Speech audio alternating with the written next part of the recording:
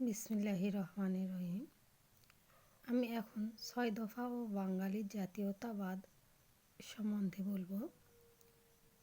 এটা নবম দশম শ্রেণী এসএসসি পরীক্ষার্থীদের জন্য, অন্যান্য ক্ষেত্রেও লাগে।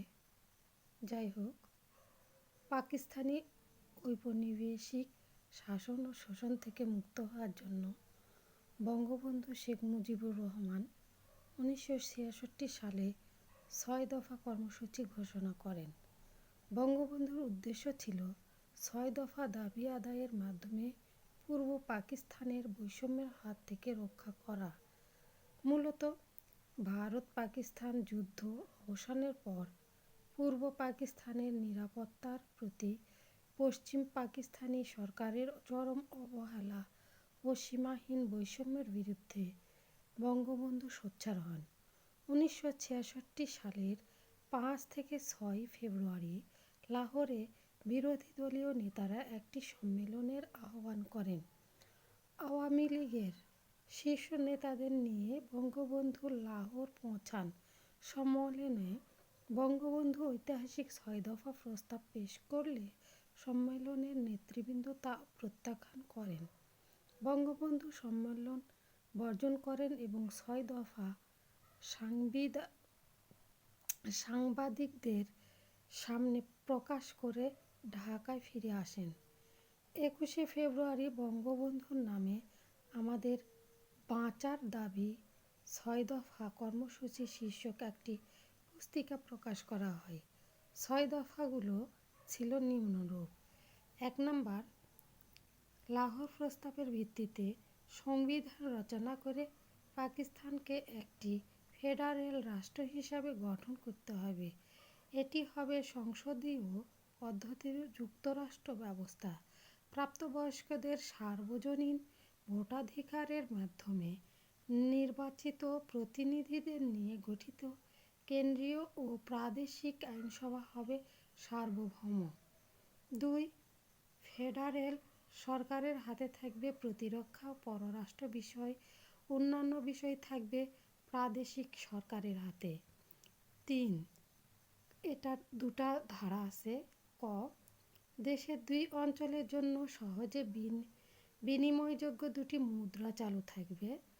মুদ্রা লেনদেনের হিসাব রাখার জন্য ২ অঞ্চলের জন্য ২টি স্বতন্ত্র স্টেট ব্যাংক থাকবে।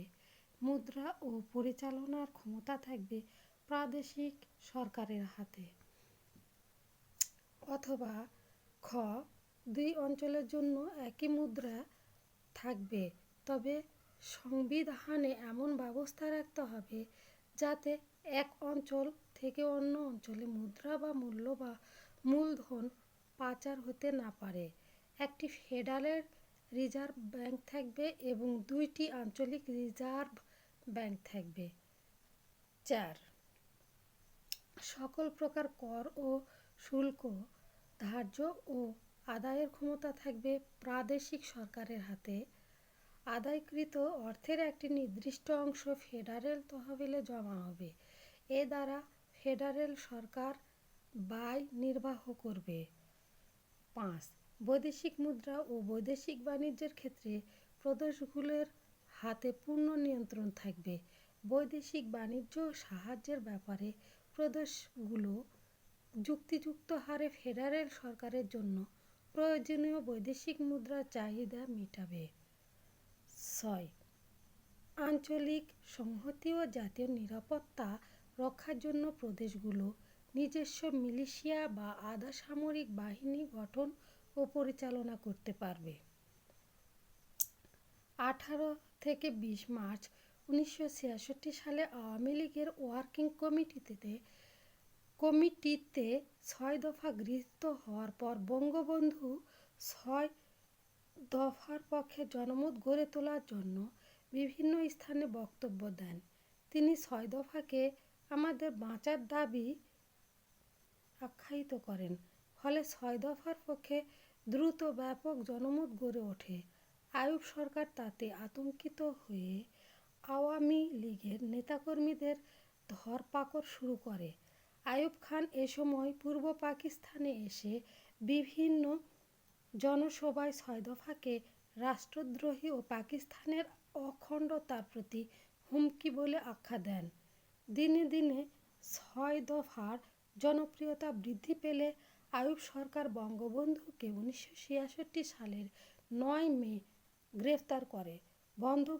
বঙ্গবন্ধুকে গ্রেফতারের প্রতিবাদে 7 জুন দেশব্যাপী হরতাল পালিত হয়। হরতালের সময় মিছিলে পুলিশের গুলিতে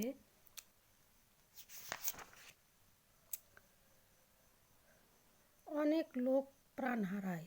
এই ঘটনার প্রতিবাদে 8 জুন প্রাদেশিক পরিষদে বিরোধী দল ওয়াক আউট করে।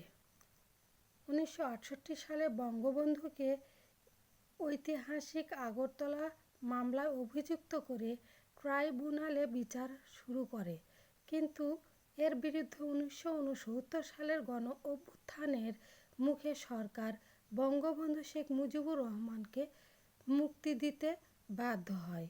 1970 সালের সাধারণ নির্বাচনে 6 দফা কর্মসূচি ছিল নির্বাচনের মূল ইস্তেহার। এ নির্বাচনে 6 দফার পক্ষে নিরঙ্কুশ বিজয় অর্জিত হয়। তথাপি 6 দফা কর্মসূচি বাস্তবায়ন করা সম্ভব হয়নি।